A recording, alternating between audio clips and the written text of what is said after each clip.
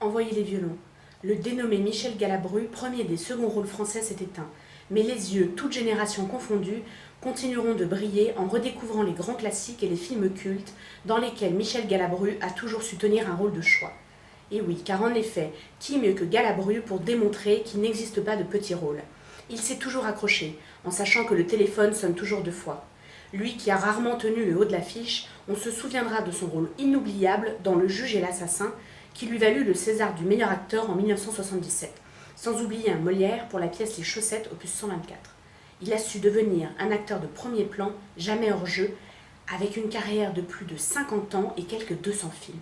Ce grand guignol a livré la bataille du feu, s'est montré increvable pour nous mettre l'eau à la bouche, et on a joué les mordus à répétition.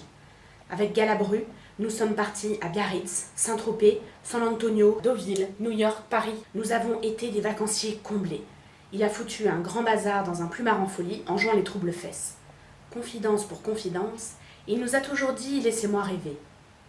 Pari gagnant pour Michel Galabru, qui ne s'est jamais montré avare dans aucune de ses interprétations. N'a jamais posé une semaine de vacances, nous offrant à chaque sortie une merveilleuse journée et des tranches de vie inoubliables.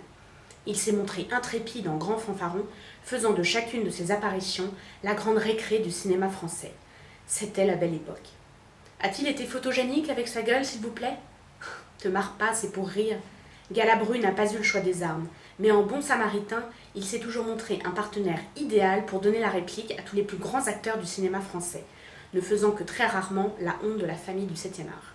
Loin de mettre sa carrière en viager, il a été l'invité surprise de ces dernières années, faisant de chacune de ses apparitions un moment culte, comme un bouquet final. Un linceul n'a pas de poche, et Michel Galabru a tout donné avant de prendre sa valise et de tirer sa révérence. Ciao les mecs. Il fait maintenant partie de notre histoire, invincible, et c'est pas de la triche. Chapeau, maestro.